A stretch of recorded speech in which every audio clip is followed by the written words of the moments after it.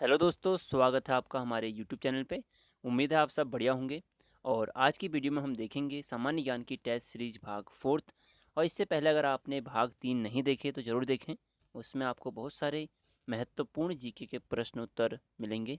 आप उसको ज़रूर देखें और ज़रूर उनको नोट डाउन करें, क्योंकि वह आपके एग्ज़ाम के दृष्टिकोण से बहुत ही महत्वपूर्ण होने वाले हैं। तो चलते हैं आज की वीडियो की ओर, शुरू करते हैं पहला क्वेश्चन। तो पहला क्वेश्चन है हमारा कि किस वायसराय के कार्यकाल में भारत की राजधानी कलकत्ता से दिल्ली बनी। तो आपके चार ऑप्शन है आपके पास यहाँ पे, Lord Hardinge, Lord Canning, Lord Lytton या लॉर्ड क्लाइव। तो इसका ए ऑप्शन बिल्कुल सही है। लॉर्ड हार्डिंग के टाइम पर हमारा क्या हुआ था कि राजधानी कलकत्ता से दिल्ली बनी थी। तो ए ऑप्शन हमारा बिल्कुल सही है। अब हम देखें कि लॉर्ड कार्डिंग का कार्यकाल देखो कब से कब है। तो 1910 से 1916 तक इसका कार्यकाल रहा था। और आप सबको पता होगा कि 1914 में यहाँ पहले पहले यहाँ पे वीडियो बना चुके हैं प्रथम विश्व युद्ध पर, फर्स्ट वर्ल्ड वॉर। इस पर वीडियो आ चुकी है, तो आप ज़रूर देख लें। तो वह लॉर्ड हार्डिंग के टाइम पीरियड पर ही हमारा प्रथम विश्व युद्ध हुआ था। चलो आगे देखते हैं कुछ इंपॉर्टेंट पॉइंट इसके बारे में, जैसे कि तृतीय दिल्ली दरबार का आयोजन कब हुआ था लॉर्ड हार्डिंग के टाइम पीरियड में। प्रथम विश्व युद्ध प्रारंभ 28 जुलाई 1914 को। प्रथम हवाई डाक देखो, हाँ, प्रथम विश्व युद्ध प्रारंभ हुआ था 28 जुलाई 1914 को। और प्रथम हवाई डाक सेवा प्रारंभ हुआ था इलाहाबाद से नैनी 1911 में। और 1911 में ही बंगाल विभाजन वापस लिया गया था। 1911 में दिल्ली को राजधानी बनाने की घोषणा करी गई थी। और दिल्ली को राजधानी बनाया था 1912 में। और आधिकारिक रूप से राजधानी बनी थी 1931 में। तो इतने सारे आपके पास इस यहाँ से इम्पोर्टेंट पॉइंट हैं। और यहाँ पे अगर जिसने प्रथम विश्व युद्ध के वाले वीडियो नहीं देखे, जरूर वहाँ पे देख लें। आपके बहुत सारे कॉन्सेप्ट वहाँ पे क्लियर हो जाएंगे। चलो बढ़ते हैं अगले क्वेश्चन की ओर, जो कि हमारा सेकंड क्वेश्चन है।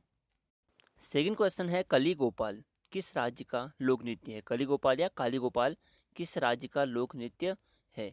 तो यह है हमारा किस राज्य का, बी, असम का यह लोक नृत्य है। अब जानते हैं इसके बारे में कुछ महत्वपूर्ण बातें, जैसे कि असम की राजधानी दिसपुर, राज्यपाल जगदीश मुखी, मुख्यमंत्री सर्बानंद सोनोवाल।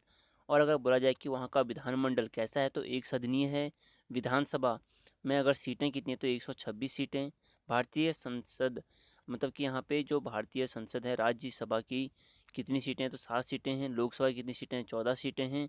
और यहाँ के कुछ लोक नृत्य जैसे कि कौन कौन सी हैं, तो बिहू, बिछुआ, नट पूजा, महारास और बागुरुम्बा, नागा नृत्य, कली गोपाल या फिर काली गोपाल, खेल गोपाल, कागोई, झुमुरा या फिर होब जानाई। ये सब यहाँ के हैं लोक नृत्य हैं, बहुत इंपॉर्टेंट हैं, जरूर आप इनको नोट डाउन करें। अगर नृत्य नहीं भी करते तो कम से कम ये तो करें कि लोकसभा में कितनी सीटें हैं, विधानसभा में कितनी हैं या राज्यसभा में कितनी हैं। ये आपके एग्जाम के दृष्टिकोण से बहुत ही महत्वपूर्ण है। थर्ड क्वेश्चन, न्यायिक पुनरावलोकन का सिद्धांत किस देश के संविधान से लिया गया है। तो चार ऑप्शन है आपके पास। तो न्यायिक पुनरावलोकन का सिद्धांत किस देश से लिया है, तो यह लिया गया कहाँ से, बी, अमेरिका से। अमेरिका से हमारा न्यायिक पुनरावलोकन का सिद्धांत लिया गया है। जानते हैं और यहाँ से क्या क्या चीज़ें ली गई हैं। तो मूल अधिकार भी हमारा अमेरिका के संविधान से लिया गया है। और मूल कर्तव्य की बात करता है तो वो कहाँ से, रूस से लिया गया है।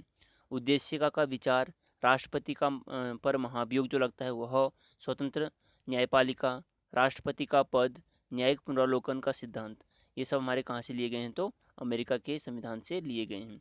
इसमें से एक इम्पॉर्टेंट ये भी है, वित्तीय आपात। इसको भी आप नोट डाउन कर लें और याद भी कर लें।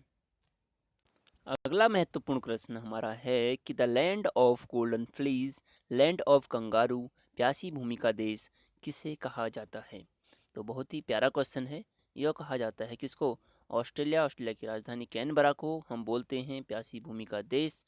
और इसको खेलों का महाद्वीप या खेलों को समर्पित महाद्वीप किसको कहा जाता है, तो वह भी ऑस्ट्रेलिया महाद्वीप को कहा जाता है। तो कहीं पे ऑस्ट्रेलिया होता है, कहीं पे ओशनिया। ठीक है, ओशनिया भी देखोगे तो यहाँ पे ये मत सोचना ही गलत है करके, तो दोनों इसी को बोलते हैं। जानते हैं कुछ बातें ऑस्ट्रेलिया को की विश्व विरासत सोने की या विश्व विख्यात जो सोने की खान है कौन सी, कालगुर्गी और कुलगार्गी, ये ऑस्ट्रेलिया में है। अल्जीरिया, जिसकी राजधानी अल्जीरियस हो गई। और नामीबिया, जिसकी राजधानी क्या है, विंड हॉक। तो यहाँ पे याद कर लें इनको, बहुत इंपॉर्टेंट पॉइंट है। अगला क्वेश्चन हमारा फिफ्थ क्वेश्चन। नेक्स्ट क्वेश्चन है, हल्दिया बंदरगाह किस राज्य में स्थित है। तो हल्दिया बंदरगाह निम्न में से किस राज्य में स्थित है, तो यह है दोस्तों हमारा पश्चिम बंगाल में। जी हाँ, पश्चिम बंगाल, मतलब कि जो कोलकाता वाला बंदरगाह था उसके भार को कम करने के लिए हमारा जो बंदरगाह खोला गया वह था हमारा हल्दिया बंदरगाह। और यह स्थित कहाँ पे है, तो पश्चिम बंगाल में है। जानते हैं कुछ इसके बारे में। तो हल्दिया कलकत्ता बंदरगाह के दक्षिण में हुगली नदी पर कलकत्ता के भार को कम करने हेतु बनाया गया। यहाँ तेल शोधक कारखाना भी स्थित है। तो ये पॉइंट याद रखें। बाकी पढ़ते रहो बढ़ते रहो। देखो ये आपने पिछली वीडियो में देखा था, विशाखापट्टनम आंध्र प्रदेश, है ना। तो ये भारत का सबसे गहरा बंदरगाह कच्चा तेल और पेट्रोलियम उत्पादन हेतु प्रसिद्ध है। और इसकी पिछली वीडियो में आपने देखा था हमारा कांडला कांडला गुजरात वाला, और पारादीप वाला देखा था उड़ीसा वाला। तो ये भी याद करते चलें। आई होप याद हो रहे होंगे आपको। देखो नेक्स्ट क्वेश्चन, सिंधु घाटी सभ्यता का सबसे दक्षिणी स्थान कौन सा था।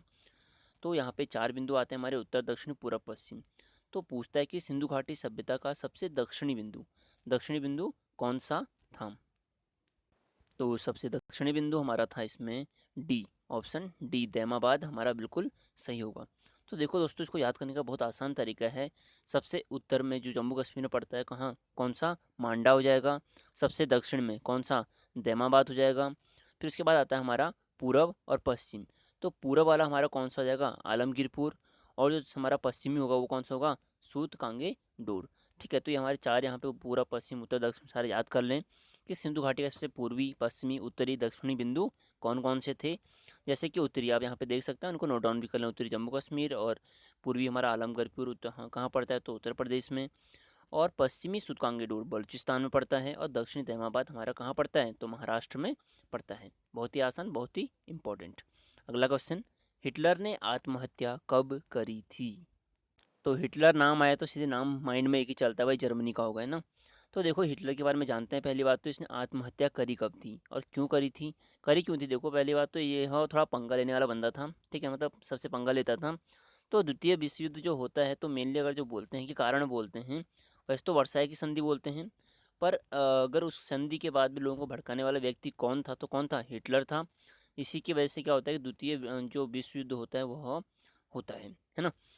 तो अब विश्व युद्ध हो गया, जब यह क्या होता है, पहले तो जीत रहा होता है, मोटिवेट होते रहते हैं। पर लास्ट में जब देखता है कि इसको धीरे धीरे धीरे करके सबने जो मित्र राष्ट्र थे मिलकर इसको हरा दिया है, तो जब यह इसको लगता है कि अब बचने की कोई चांस नहीं है, तो ये क्या करता है, आत्महत्या कर लेता है।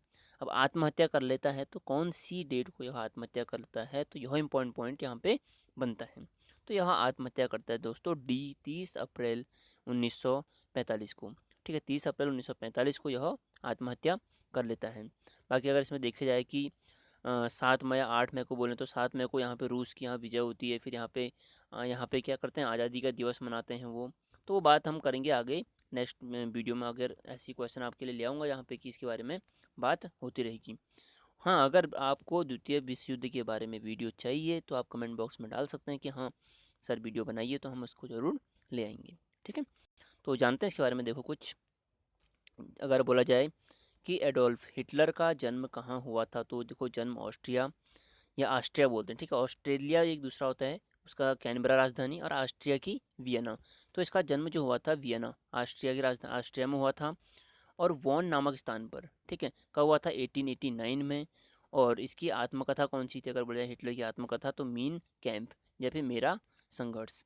और 30 अप्रैल 1945 को आत्महत्या कर दी। और यह जिस पार्टी से संबंधित था कौन सी थी, नाजी पार्टी। चलो बढ़ते हैं अगले क्वेश्चन की ओर। अगला क्वेश्चन है, कौन सा विदेशी आक्रमणकारी कोहिनूर हीरा एवं मयूर सिंहासन लूटकर अपने साथ स्वदेश ले गया था। तो कौन सा ऐसा व्यक्ति था जो कि मयूर सिंहासन उठा के ले गया और कोहिनूर भी उठा के ले गया। तो इतना साहसी व्यक्ति जो था हमारा, वह निम्नलिखित में से कौन सा था, तो वह था दोस्तों नादिर शाह। जी जरूर, यहाँ पे नादिर शाह जिसको हम क्या बोलते हैं, ईरान का नेपोलियन भी कहते हैं। तो जानते हैं इसके बारे में कुछ इंपॉर्टेंट बातें, जैसे कि नादिर शाह को ईरान का नेपोलियन कहते हैं। और यह जिस युद्ध में यह लेके गया था, कौन सा था, करनाल का युद्ध, ईरान का नेपोलियन तथा मोहम्मद शाह के बीच में हुआ था। अब यहाँ से एग्जाम में क्वेश्चन ये बनता है कि मयूर सिंहासन पर बैठने वाला आखिरी मुगल सम्राट कौन था। तो यहाँ पे कौन हो जाएगा, मोहम्मद शाह, जिसको मोहम्मद शाह रंगीला भी कहते हैं। तो करनाल का युद्ध हुआ था हमारा कब, 13 फरवरी 1739 को। किस किस के मध्य हुआ था, तो नेपोलियन तथा मोहम्मद शाह के बीच में। और नेपोलियन को क्या, जो मतलब ईरान का नेपोलियन किसे कहते हैं, तो नादिर शाह को कहते हैं। ईरान का नेपोलियन, ठीक है, नेपोलियन नहीं होगा, ईरान का नेपोलियन किसे कहते हैं, नादिर शाह को। और नादिर शाह और मोहम्मद शाह के बीच में हमारा करनाल का युद्ध हुआ था। ठीक, तो आप इतना देख सकते हैं करनाल का युद्ध के बाद। इसके बाद अगर आपको पता है तो आप बता सकते हैं कमेंट बॉक्स में कि भारत का नेपोलियन किसे कहते हैं। अगर आपको आता हो ज़रूर बताएं। हाँ, मैं देख रहा हूँ आप लाइव में हूँ, तो आप बता सकते हैं आंसर। 9th question.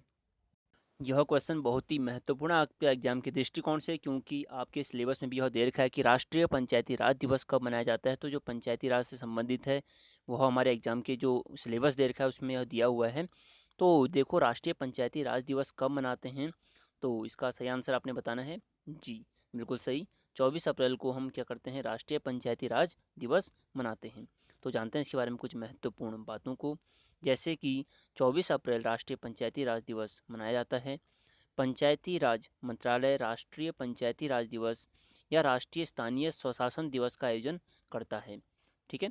अगला पॉइंट है कि भारत में अप्रैल 2010 में पहला राष्ट्रीय पंचायती राज दिवस मनाया गया था। और राष्ट्रपिता महात्मा गांधी के अनुसार देश के गांव भारत की क्या है, रीढ़ की हड्डी है।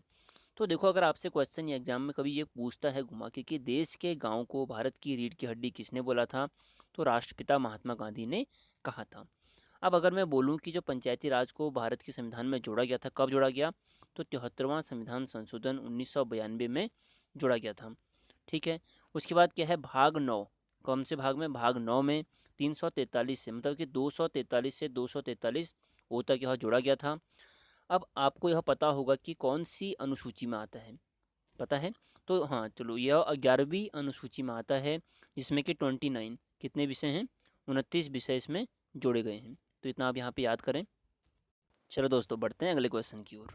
अगला क्वेश्चन हमारा है, स्वच्छता औषधालय किस सूची में सम्मिलित किया गया है। तो निम्नलिखित में से आपने बताना है कि निम्न में से कौन सी सूची में ऐसा है जहाँ पर हमारा क्या आता है कि स्वच्छता औषधालय को सम्मिलित किया गया है। तो आपके पास है संघ सूची, राज्य सूची, समवर्ती सूची, या तीनों में आता है। तो इसका सही आंसर आपका समवर्ती सूची में, स्वच्छता औषधालय को किस सूची में जोड़ा गया है, तो हमारे समवर्ती सूची में।